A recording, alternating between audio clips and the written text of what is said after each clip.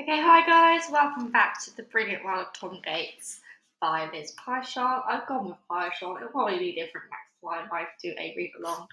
I'm just going to continue reading. This is all her own work. I'm just reading it for pleasure and entertainment purposes. So thank you for listening as in advance, and let's get reading. School assembly. It's a special assembly today. I can't believe Marcus is getting an award for his holiday homework. It seems very unfair as I got 5 merits as well. Mr. Keene, our headmaster, gives out prizes in front of the whole school. It'll be sick it's making to watch Marcus being ultra smart. To make it worse, Mr. Fullerman asked Marcus to take the register to the school office. Marcus thinks he's something special. While he's out of the class, I decide to add my own comments to his work. Mr. Keene is standing in front of the whole school. He is telling us the usual sort of thing that the headmasters like to say. Lots of hard work, looking forward to, blah, blah, blah. I'm sitting behind Solid, so I can't see much of what's going on. Mrs. Knapp leads the school in a rendition. Morning has broken. She is another one of those very enthusiastic teachers who sways a lot from side to side while singing at the top of her voice. Pansy Bennett. Don't mess with Pansy, she's tough. And of course, Marcus are both getting awards. Brad Galloway, who has cool hair, is next to me. I tell him to keep his eyes peeled on Marcus. Shh! Mr. Fuller's giving me the beady eyes now. Mr. Keene says, Today we have some very important prizes to give out. Will Treasure, Alexander, and Grace Cole come up and get their certificates for good work on their shared nature project? We all clap while the other girls show everyone their impressive projects. Will Pansy Bennett and Marcus Maldrew come up with their excellent My Holiday homework? Pansy holds her book up. It has some nice looking writing and drawings in it. Everyone claps. Then she takes the certificate. Next, Marcus holds his work up to show the school. He's parading it around so the whole school can see what's written in his book. Everyone bursts out laughing and they keep laughing. My holiday, I am an idiot. Ha ha ha ha ha ha ha. I enjoy the moment. Marcus takes a certificate and sits back down quickly.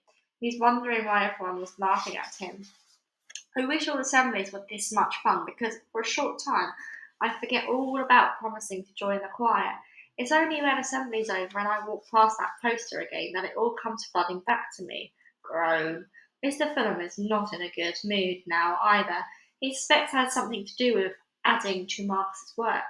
He reminds me about my review and tells us about the school concert the choir will be singing.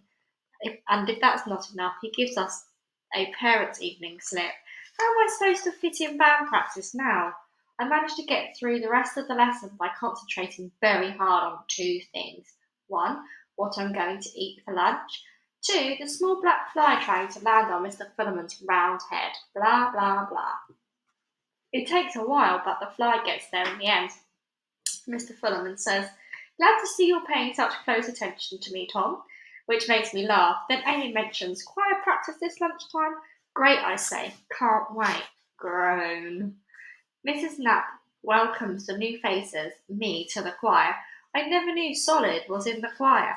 He kept that quiet, and oh no, Mark's here too. Great. I can't get away from him. Amy looks pleased to see me, so that's something.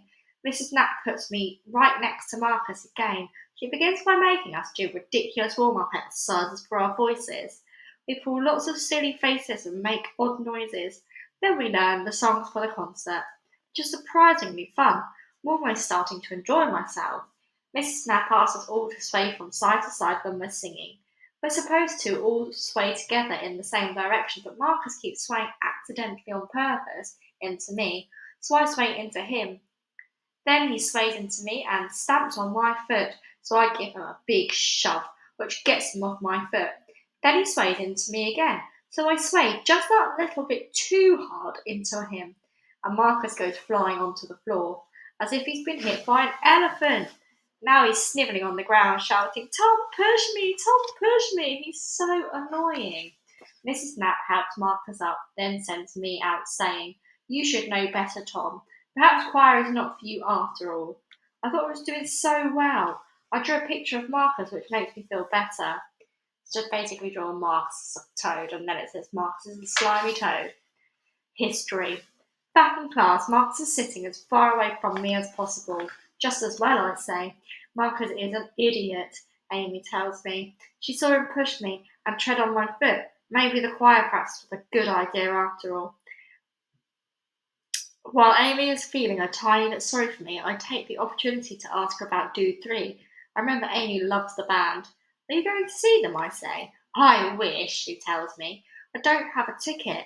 Then Marcus, who just can't help himself because he's a nosy twit, butts in. I've got VIP tickets. His dad knows someone who knows someone who knows someone who has got them tickets. You're I tell him VIP sounds a very irritating person, and he believes me, ha ha. So I invite Amy to the concert with me and Derek and my dad. I don't mention Uncle Kevin, only Auntie Alice and the cousins, and she says okay and goes back to reading. Brilliant, I say, and that's it. All sorted. We're all going to see my favourite band. That was easy. Then stupidly I stopped listening to the history lesson and imagined being at the concert instead, which is much more fun. Do 3 are fantastic, playing all their great songs. Suddenly, in the middle of a guitar solo, the Do 3 guitarist is taken ill and has to be dramatically carried off stage. The lead singer asks the crowd, does anyone know how to play Do 3 songs? Me! I shout and jump on stage. The crowd cheers. Amy cheers. Derek cheers. And stop to play, and the crowd are amazed. They begin to call me by my name. Tom, Tom, Tom, Tom, Tom, Tom, Tom. Mr. Filliman is shouting at me. I've missed most of the history lesson. Worth it though. We'll catch up tonight and get back into Mr. Filliman's good book by not being late for the school trip tomorrow, which I'm really looking forward to now. School trip. Mr. Filliman is not pleased because I'm late again. It was Delia's fault. Well, that's what I tell Mr. Filliman. Everyone is already on the coach and very excited, especially Norman Watson, who keeps leaping up and down in his seat. On the coach, I can only see one spare seat left, right next to, no, not Mrs. Worthing, Tash, Freezy. Hello, Tom. Derek has already saved me a place by them, but he thinks it's funny to watch me panic.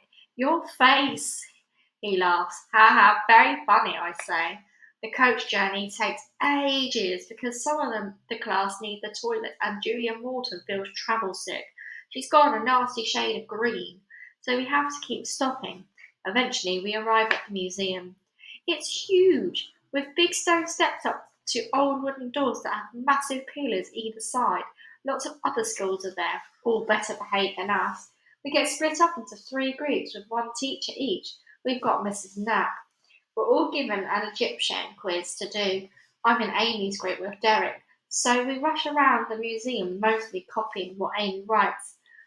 The quiz doesn't take long, so we get to check out the gift shop early. I know exactly what I want to buy. At lunchtime, someone, okay me, gives Norman half a caramel wafer.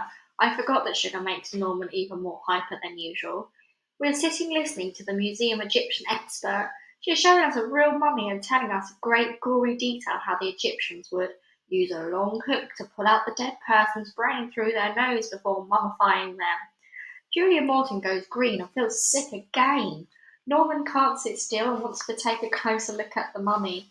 He jumps up a bit too quickly and pushes Brad Galloway, who bumps into Leroy, who falls on solid, who accidentally shoves Mrs. Worthington. Then she falls over and knocks into a very rare Egyptian vase. Thankfully, Mr. Fulham manages to catch it. He's holding on to it really tightly and breathing a sigh of relief just when Julia Morton leans it forward and is sick. I don't think that's what Egyptian vases were originally used for. The museum expert can't get rid of us quickly enough. While Julia is getting cleaned up, we all go to the gift shop again. I buy some brilliant Egyptian tattoos. On the way home, the coach is much quieter because some of the kids have gone to sleep, including Marcus, which is excellent news because 1, I don't have to talk to him. He's so annoying. 2, I'm still cross he's got me kicked out of choir practice. And 3, it gives me a chance to try out my new Egyptian tattoos, which were a treat. And he's put them on Marcus, he's asleep in the picture. I'm doing some more drawing, which gets me thinking about some of the other interesting stuff. Rules. Here are a few rules based on stuff that's happened to me. It's all true, so it's all true. Rule 1. School photos are always hideous. It's the law. I think even if a world famous photographer was to take a school photo, it would still be rubbish. Rule 2. Your siblings, in my case Delia, know ways to annoy you that nobody else does. Rule 3. Your parents get more embarrassing with age. My dad is now officially the world champion of embarrassing dads. When we got back from the school trip, Dad was there to pick me up. He was wearing a nasty coloured bubble hat with his name on it, muddy jeans tied up with a piece of string, no belt, just string, a grubby shirt with holes and patches, and filthy old Wellington boots. There's a picture of his dad, and he's saying, Tom, shame. I've been gardening, he says, like that's an excuse. Well, I won't bother to pick you up again, if only. Brad Galloway and Mark Clump both thought he was a tramp. Look at that tramp over there, they laughed. Imagine if he was your dad, Brad said. Ha ha ha ha ha. He is my dad, I told them. I couldn't get home fast enough. I only forgave Dad when he pulled out 4 slightly muddy Do 3 tickets from his pocket. Brilliant! That's why he came to pick me up. I'm officially excited and I'm very happy. At home, Delia spoils everything by waving my school photo around and laughing at it. Freak! Photo or what? Annoyingly, I have to agree, it's awful, terrible, a really rotten, cheesy picture. I've got odd hair and a red face. I know it would be bad, but not that bad. Ah! I grab it back from her and try to hide it before Mum sees it. Delia says, Too late, nerd boy. Apparently Mum loves it and has already ordered about 1,000,000 copies for the entire family. Oh, groan. I tell Derek about the Do 3 tickets. Derek tells me that he's got his new puppy. He's going to bring the puppy over to mine tonight for band practice, so I can see it. Also, Delia is allergic to dogs and that will keep her away. Okay, I'm going to stop there. The next bit's called In Class. I think that's a really good place to stop. So thank you again for listening, guys. I'm really pleased to be back doing these videos. I know it's probably a bit all over the place, but working life. So thank you again so much for all of your time and energy in listening to my videos. And I will see you in the next video. Goodbye.